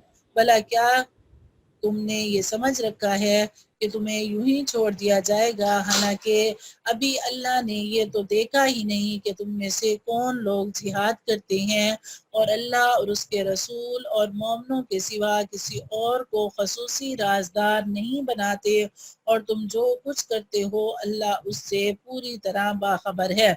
بظاہر اس کا اشارہ ان حضرات کی طرف ہے جو فتح مکہ کے بعد مسلمان ہوئے تھے اور ابھی تک ان کو کسی جہاد میں شرکت کا موقع نہیں ملا تھا، اور ورنہ دوسرے صحابہ تو فتح مکہ سے پہلے بہت سی جنگوں میں حصہ لے چکے تھے۔ ان نو مسلموں سے کہا جا رہا ہے کہ ان کو بھی جہاد کے لیے تیار رہنا چاہیے، اگرچہ اعلان برات کے بعد کسی بڑی جنگ کی نوبت نہیں آئی، لیکن ان حضرات کو پوری قوت سے تیار رہنے کی تاکید اس لیے کی گئی ہے کہ وہ اپنے رشتہ داریوں کی وجہ سے کہیں اس اعلان برات کے تمام تقاضوں پر عمل کرنے سے ہچکچانے نہ لگے۔ اس لیے جہاد کے ساتھ ساتھ یہ بھی فرمایا کہ وہ اللہ اور اس کے رسول اور مومنوں کے سوا کسی سے دوستی یا رازداری کا تعلق نہ رکھیں۔ اور یہ آج کے مسلمانوں کے لیے بھی یہی حکم ہے، لیکن مسلمان اس حکم کو پوری طرح بھلا چکے ہیں اور کافروں کی دوستی میں غرق ہو چکے ہیں اور اپنے دین کا چہرہ مسخ کر چکے ہیں۔ جو احکامات انہیں اللہ کی طرف سے ملے ہیں وہ انہیں پورا کرنے میں ناکام ہے۔ اس ناکامی کی سب سے بڑی وجہ یہی ہے کہ ان آیات جہاد کو فراموش کرنا، ان آیات جہاد پر عمل نہ کرنا اور انفاق فی سبیل اللہ کا اعلیٰ درجہ اللہ تعالیٰ کے راستے یعنی جہاد فی سبیل اللہ میں اپنے مال کو خرچ نہ کرنا، یہی ساری چیزیں ہیں جو مسلمانوں کی پستی کا سبب ہیں۔ ما كان للمشركين أن يعمروا مساجد الله شاهدين على أنفسهم بالكفر أولئك حبطت أعمالهم وفي النار هم خالدون۔ مشرکین اس بات کے اہل نہیں ہیں کہ وہ اللہ کی مسجدوں کا آباد کریں حالانکہ وہ خود اپنے کفر کے گواہ بنے ہوئے ہیں۔ ان لوگوں کے تو اعمال ہی ضائع ہو چکے ہیں اور جہنم میں ان کو ہمیشہ رہنا ہے۔ إنما يعمر مساجد الله من آمن بالله واليوم الآخر وأقام الصلاة وآتى الزكاة ولم يخش إلا الله فعسى أولئك أن يكونوا من المهتدين۔ اللہ کی مسجدوں کو تو وہی لوگ آباد کرتے ہیں جو اللہ اور یوم آخرت پر ایمان لائے ہوں اور نماز قائم کریں اور زکوٰۃ ادا کریں اور اللہ کے سوا کسی سے نہ ڈریں۔ ایسے ہی لوگوں سے یہ توقع ہو سکتی ہے کہ وہ صحیح راستہ اختیار کرنے والوں میں شامل ہو جائیں۔ اجعلتم سقایۃ الحاج وعمارۃ المسجد الحرام كمن آمن بالله واليوم الآخر وجاهد في سبيل الله لا يستوون عند الله واللہ لا يهدي القوم الظالمین۔ کیا تم لوگوں نے حاجیوں کو پانی پلانے اور مسجد حرام کے آباد رکھنے کو اس شخص کے اعمال کے برابر سمجھ رکھا ہے جو اللہ اور یوم آخرت پر ایمان لایا ہے اور جس نے اللہ کے راستے میں جہاد کیا ہے؟ اللہ کے نزدیک یہ سب برابر نہیں ہو سکتے اور اللہ ظالم لوگوں کو منزل مقصود تک نہیں پہنچاتا۔ وہ لوگ حاجیوں کو پانی پلاتے تھے، ستو کھلاتے تھے، مسجد حرام کی صفائی کرتے تھے، اس کو آباد کرتے تھے، لیکن اللہ نے یہ کہا کہ جہاد کے عمل کے سامنے یہ کوئی چیز بھی قابل قبول نہیں ہے۔ تو آج بھی ہمارے لیے یہی لمحہ فکریہ ہے کہ پکی بڑی بڑی مساجد تو بنا رہی ہیں اور مساجد کی آبادی کا بھی خیال کر رہے ہیں، کوشش کر رہے ہیں کہ بھئی اس میں پانی بھی ہو، اس کے اندر ہر سہولت ہو، لیکن جہاد کی طرف توجہ نہیں جاتی۔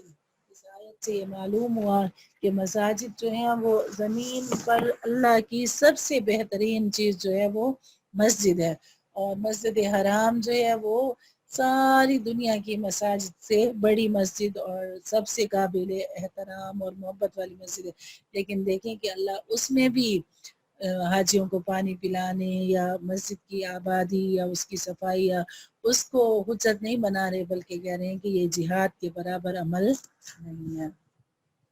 الذين آمنوا وهاجروا وجاهدوا في سبيل الله بأموالهم وأنفسهم أعظم درجة عند الله وأولئك هم الفائزون۔ جو لوگ ایمان لے آئے ہیں اور انہوں نے اللہ کے راستے میں ہجرت کی ہے اور اپنے مالوں اور اپنی جانوں سے جہاد کیا ہے، وہ اللہ کے نزدیک درجے میں کہیں زیادہ ہیں اور وہی لوگ ہیں جو کامیاب ہونے والے ہیں۔ يبشرهم ربهم برحمة منه ورضوان وجنات لهم فيها نعيم مقيم۔ ان کا رب انہیں اپنی طرف سے رحمت اور خوشنودی کی اور ایسے باغات کی خوشخبری دیتا ہے جن میں ان کے لیے دائمی نعمتیں ہیں، خالدین فیہا ابدا۔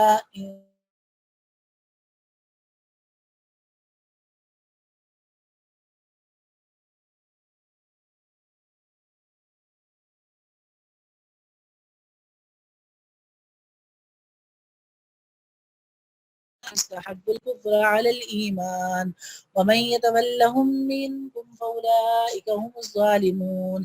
اے ایمان والو، اگر تمہارے باپ بھائی کفر کو ایمان کے مقابلے میں ترجیح دیں تو ان کو اپنا سرپرست نہ بناؤ، اور جو لوگ ان کو سرپرست بنائیں گے وہ ظالم ہیں۔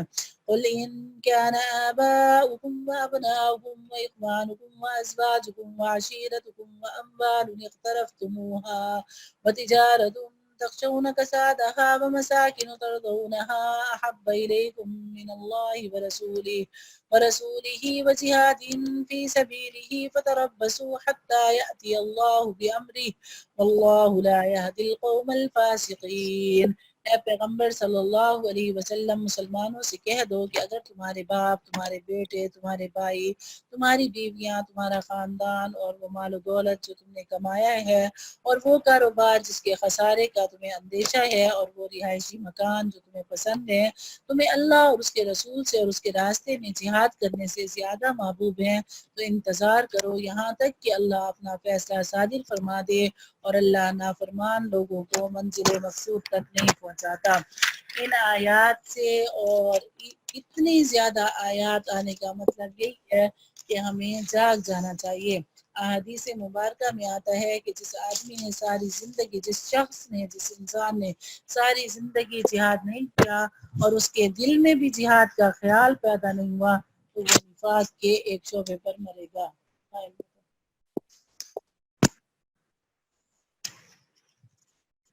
تو ابھی سے انشاءاللہ اپنی نیت کی اصلاح کریں اور دین کے اس فریضے کو بھی سمجھیں اور اس پر عملی طور پر بھی جو کچھ کر سکتے ہیں اس کے کرنے کے لیے تیار ہوں۔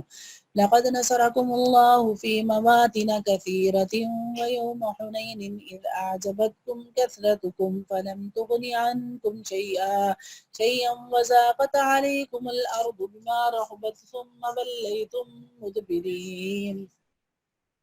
حقیقت یہ ہے کہ اللہ تعالیٰ نے تمہاری بہت سے مقامات پر مدد کی ہے اور خاص طور پر حنین کے دن جب تمہاری تعداد کی کثرت نے تمہیں مگن کر دیا تھا مگر وہ کثرت تعداد تمہارے کچھ کام نہ آئی اور زمین اپنی ساری وسعتوں کے باوجود تم پر تنگ ہو گئی پھر تم نے پیٹھ دکھا کر میدان سے رخ موڑ لیا۔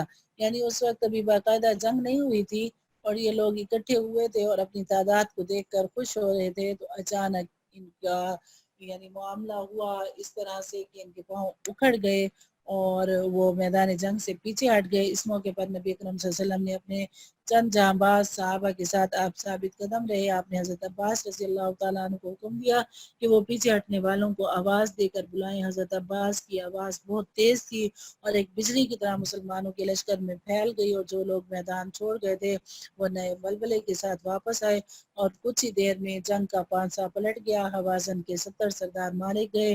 مالک بن عوف اپنے اہل و عیال اور مال و دولت کو چھوڑ کر فرار ہوا اور طائف کے قلعے میں جا کر پناہ لی۔ 6000 افراد جنگی قیدی بنائے گئے اور بڑی تعداد میں جانور اور 4000 اوقیہ چاندی مسلمانوں کے پاس مال غنیمت کے طور پر ہاتھ لگی۔ ثم أنزل الله سكينته على رسوله وعلى المؤمنين وأنزل جنودا لم تروها وعذب الذين كفروا وذلك جزاء الكافرين۔ پھر اللہ نے اپنے رسول پر اور مومنوں پر اپنی طرف سے تسکین نازل کی اور ایسے لشکر اتارے جو تمہیں نظر نہیں آئے اور جن لوگوں نے کفر اپنا رکھا تھا اللہ نے ان کو سزا دی اور ایسے کافروں کا یہی بدلہ ہے۔ ثم يتوب الله من بعد ذلك على من يشاء والله غفور رحیم۔ پھر اللہ جس کو چاہے اس کے بعد توبہ نصیب کر دے اور اللہ بہت بخشنے والا بڑا مہربان ہے۔ یا ایھا الذین آمنوا انما المشرکون نجس فلا يقربوا المسجد الحرام بعد عامهم هذا۔ اے ایمان والو مشرک لوگ سراسر ناپاک ہیں، سراپا ناپاکی ہیں، لہٰذا وہ اس سال کے بعد مسجد حرام کے قریب بھی نہ آنے پائیں۔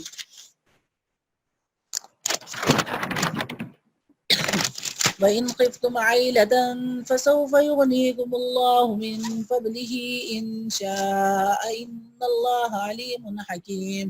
اور مسلمانوں اگر تم کو مفلسی کا ڈر ہو تو اگر اللہ چاہے گا تو تمہیں اپنے فضل سے مشرکین سے بے نیاز کر دے گا، بے شک اللہ کا علم بھی کامل ہے اور حکمت بھی کامل ہے۔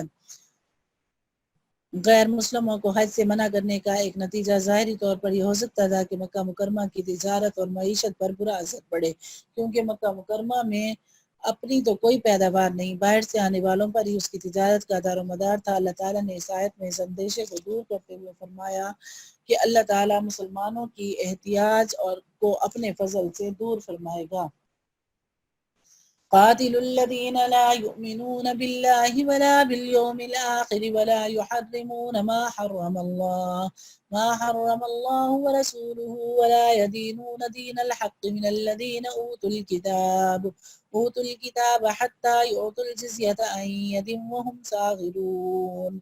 اور وہ اہل کتاب جو نہ اللہ پر ایمان رکھتے ہیں اور نہ یوم آخرت پر، اور جو اللہ اور اس کے رسول کی حرام کی ہوئی چیزوں کو حرام نہیں سمجھتے اور نہ دین حق کو اپنا دین مانتے ہیں، ان سے جنگ کرو یہاں تک کہ وہ خوار ہو کر اپنے ہاتھوں سے جزیہ ادا کریں۔ وقالت اليهود عزير ابن الله وقالت النصارى المسيح ابن الله ذلك قولهم بأفواههم يظاهرون قول الذين كفروا من قبل قاتلهم الله أنى يؤفكون۔ یہودی تو یہ کہتے ہیں کہ عزیر اللہ کے بیٹے ہیں، اور عیسائی یہ کہتے ہیں کہ مسیح اللہ کے بیٹے ہیں۔ یہ سب ان کے منہ کی بنائی ہوئی باتیں ہیں، یہ ان لوگوں کی سی باتیں کر رہے ہیں جو ان سے پہلے کافر ہو چکے ہیں۔ اللہ کی مار ہو ان پر، یہ کہاں اونڈے بہکے جا رہے ہیں۔ اتخذوا احبارهم ورهبانهم اربابا من دون الله والمسيح ابن مريم وما امروا الا ليعبدوا الها واحدا لا اله الا هو سبحانه عما يشركون۔ انہوں نے اللہ کے بجائے اپنے احبار یعنی یہودی علماء اور راہبوں یعنی عیسائی درویشوں کو خدا بنا لیا ہے، اور مسیح ابن مریم کو بھی، حالانکہ ان کو ایک خدا کے سوا کسی کی عبادت کرنے کا حکم نہیں دیا گیا، اس کے سوا کوئی خدا نہیں، وہ ان کے مشرکانہ باتوں سے بالکل پاک ہے۔ یریدون ان یطفئوا نور اللہ بافواہہم ویابی اللہ الا ان یتم نورہ ولو کرہ الکافرون۔ یہ لوگ چاہتے ہیں کہ اللہ کے نور کو اپنے منہ کے پھونکوں سے بجھا دیں، حالانکہ اللہ کو اپنے نور کی تکمیل کے سوا ہر بات نامنظور ہے، چاہے کافروں کو یہ بات کتنی ہی بری لگے۔ والذی ارسل رسولہ بالہدی ودین الحق لیظہرہ علی الدین کلہ ولو کرہ المشرکون۔ اور اللہ ہی تو ہے جس نے اپنے رسول کو ہدایت اور سچا دین دے کر بھیجا ہے تاکہ اسے ہر دوسرے دین پر غالب کر دے، چاہے مشرک لوگوں کو یہ بات کتنی ہی ناپسند ہو۔ یا ایھا الذین آمنوا ان کثیرا من الاحبار والرہبان لیأکلون اموال الناس بالباطل ویصدون عن سبیل اللہ۔ اے ایمان والو، یہودی احبار اور عیسائی راہبوں میں سے بہت سے ایسے ہیں جو لوگوں کا مال ناحق طریقے سے کھاتے ہیں اور دوسروں کو اللہ کے راستے سے روکتے ہیں۔ والذین یکنزون الذھب والفضة ولا ينفقونها في سبيل الله فبشرهم بعذاب أليم۔ اور جو لوگ سونے چاندی کو جمع کر کے رکھتے ہیں اور اس کو اللہ کے راستے میں خرچ نہیں کرتے، ان کو ایک دردناک عذاب کی خوشخبری سنا دو۔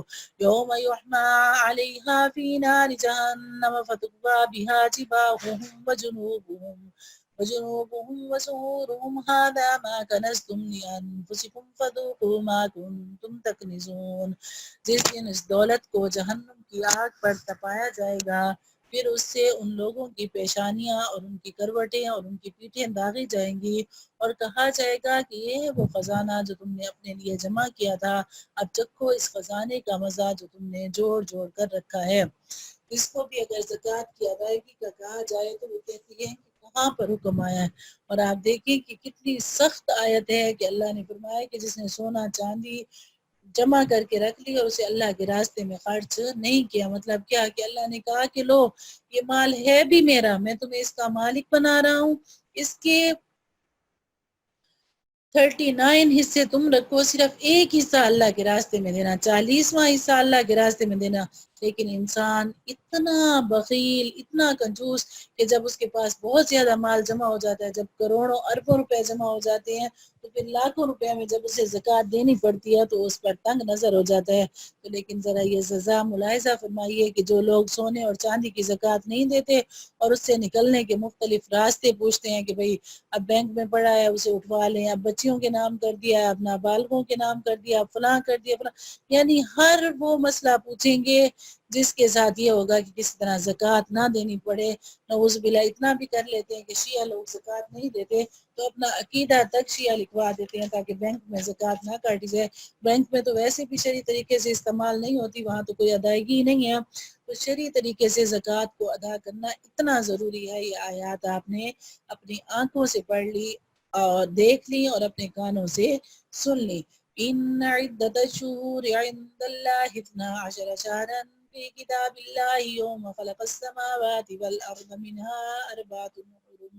حقیقت یہ ہے کہ اللہ کے نزدیک مہینوں کی تعداد 12 مہینے ہیں جو اللہ کی کتاب یعنی لوح محفوظ کے مطابق اس دن سے نافذ چلی آتی ہے جس دن اللہ نے آسمانوں اور زمین کو پیدا کیا تھا۔ ان 12 مہینوں میں سے 4 مہینے حرمت والے ہیں۔ ذلك الدين القيم فلا تظلموا فيهن أنفسكم وقاتلوا المشركين كافة كما يقاتلونكم كافة واعلموا أن اللہ مع المتقین۔ یہی دین کا سیدھا سادہ تقاضا ہے، لہٰذا ان مہینوں کے معاملے میں اپنی جانوں پر ظلم نہ کرو اور تم سب مل کر مشرکوں سے اس طرح لڑو جیسے وہ سب تم سے لڑتے ہیں، اور یقین رکھو کہ اللہ متقی لوگوں کے ساتھ ہے۔ انما النسیء زیادۃ فی الکفر یضل به الذین کفروا یحلونہ عاما ویحرمونہ عاما لیواتوا عدة ما حرم اللہ فیحلوا ما حرم اللہ زین لهم سوء اعمالهم واللہ لا یہدی القوم الکافرین۔ اور یہ نسی یعنی مہینوں کو آگے پیچھے کر دینا، اب کل اس کی تفصیل بتاؤں گی، آج تو ٹائم ختم ہو گیا۔ اس کو مطلب مہینوں کو آگے پیچھے کرنے کو یہ لوگ نسی بولتے تھے۔ تو کفر میں ایک مزید اضافہ ہے جس کے ذریعے کافروں کو گمراہ کیا جاتا ہے۔ یہ لوگ اس عمل کو 1 سال حلال کر لیتے ہیں اور 1 سال حرام قرار دے دیتے ہیں تاکہ اللہ تعالیٰ نے جو مہینے حرام کیے ہیں ان کی بس گنتی پوری کر لی جائے۔ اس طرح جو بات اللہ نے حرام کر دی تھی اسے حلال سمجھ لیں۔ ان کی بدعملی ان کی نگاہ میں خوشنما بنا دی گئی ہے اور اللہ ایسے کافر لوگوں کو ہدایت تک نہیں پہنچاتا۔ صدق اللہ العظیم واللہ اعلم بالصواب۔ دعا کر لیجیے۔ اللہم لک الحمد کما انت اہل فصل وسلم علی سیدنا محمد کما انت اہل وفعل بنا ما انت اہل فانک اہل التقوی واہل المغفرہ۔ اللہم اجعل القرآن العظیم ربیع قلوبنا ونور صدورنا وجلاء احزاننا وذهاب همومنا وغمومنا۔ اللہم نور قلوبنا بالقرآن وزين أخلاقنا بالقرآن ونجنا من النار بالقرآن يا رب العالمين۔ اللهم اجعل القرآن لنا في الدنيا قرينا وفي القبر مونسا وعلى الصراط نورا وفي الجنة رفيقا ومن النار سترا وحجابا يا رب العالمين يا إله العالمين۔ رمضان المبارک کا بابرکت مہینہ آ گیا ہے، ہمیں اس کی برکات سے محروم نہ فرمائیے، ہمیں توفیق دیجیے اس کے ایک ایک لمحے سے ہم اپنی نجات حاصل کریں، ہم اسے اپنی نجات کا ذریعہ بنائیں، ہم اسے اپنی زندگی میں بھی فائدہ اٹھائیں، آخرت کے لیے بھی فائدہ جمع کریں۔ یا اللہ جی اس مہینے کی برکت سے ہمیں قرآن پاک سے جوڑ دیجیے، ہمیں قرآن پاک کے لیے چن لیجیے، منتخب فرما لیجیے، ہماری نسلوں میں قرآن پاک کو جاری فرما دیجیے، قیامت تک آنے والی نسلوں تک قرآن پاک کو جاری فرما دیجیے۔ یا اللہ جی ہمیں محروم نہ کیجیے، ہماری اولادوں کو محروم نہ کیجیے، ہماری نسلوں کو محروم نہ کیجیے، ہمیں اپنے قرآن سے جوڑ دیجیے، اپنے حبیب صلی اللہ علیہ وسلم سے جوڑ دیجیے۔ جہاد کا مبارک عمل اٹھتا جا رہا ہے، لوگ اس سے دور ہیں، یا اللہ جی ہمیں جہاد سے جوڑ دیجیے۔ آپ کے راستے میں جو لوگ جہاد کر رہے ہیں انہیں تقویت نصیب فرما دیجیے، ان کی مدد فرما دیجیے، دائیں سے بائیں سے اوپر سے نیچے سے ان کی مدد فرما دیجیے۔ یا اللہ جی جہاں جہاں مسلمان بری حالت کا شکار ہیں، جل رہے ہیں، کٹ رہے ہیں، پس رہے ہیں، بیٹیوں کی عزتیں اجاڑی جا رہی ہیں، ان کے سروں سے دوپٹے کھینچے جا رہی ہیں، یا اللہ جی ان سب پر رحم فرما دیجئے، ان کی مشکلات کو دور فرما دیجئے۔ یا اللہ جی جو لوگ اعلی کلمت اللہ کے لیے اپنی جانوں کا نذرانہ پیش کر چکے ہیں، جہاد فی سبیل اللہ میں اپنی جانیں قربان کر چکے ہیں، یا اللہ جی انہیں اپنے عرش کے سائے میں جگہ نصیب فرما دیجئے، ان کو اپنی طرف سے روزی مہیا فرما دیجئے اپنے وعدے کے مطابق۔ یا اللہ جی ہمیں بھی ان میں شامل فرما لیجئے۔ حاضرین محفل میں سے جو اپنے دل میں جو نیک تمنا لے کر بیٹھی ہیں، سب کی نیک تمناؤں کو پورا فرما دیجئے، ہماری اولادوں کو نیک بنا دیجئے، انہیں صراط مستقیم پر چلا دیجئے، ہماری آنکھوں کی ٹھنڈک بنا دیجئے۔ ہم میں سے جو بیمار ہیں یا جن کے گھروں میں کوئی بیمار ہے، سب کو شفائے کاملہ دائمہ عاجلہ مستمرہ نصیب فرما دیجئے۔ رمضان کے روزوں سے محروم نہ کیجیے، نماز کی تراویح سے محروم، رمضان کی تراویح سے محروم نہ کیجیے، رمضان میں قرآن پاک پڑھنے سے محروم نہ کیجیے، ہمیں خوش قسمت بنا دیجیے، ان خوش قسمت لوگوں میں شامل فرما دیجیے جن کے لیے آپ جہنم سے برات کا اعلان فرمائیں گے، اس رمضان میں ان کی گردنوں کو جہنم سے آزاد فرما دیں گے۔ یا اللہ جی ہمیں بھی ان لوگوں میں شامل فرما لیجئے، ہم میں سے جو بھی بیمار ہیں سب کو شفائے کاملہ نصیب فرما دیجئے، بہن شائستہ کو شفائے کاملہ نصیب فرما دیجئے۔ یا اللہ جی ہمیں اپنے دین کی خدمت کے لیے منتخب فرما لیجئے، آپ کا دین محتاج نہیں، ہم محتاج ہیں، ہم سے اپنے دین کی خدمت لے لیجئے، ہمیں توفیق نصیب فرما دیجئے۔ اللہم انا نسألک من خیر ما سألک منہ نبیک محمد صلی اللہ علیہ وسلم، ونعوذ بک من شر ما استعاذک منہ نبیک محمد صلی اللہ علیہ وسلم، وانت المستعان وعلیک البلاغ، ولا حول ولا قوة إلا بالله العلي العظيم۔ ربنا تقبل منا إنك أنت السميع العليم وتب علينا إنك أنت التواب الرحيم، وصلى الله تعالى على خير خلقه محمد وآله وأصحابه وذريته أجمعين برحمتك يا مولانا الكريم، آمين يا رب العالمين۔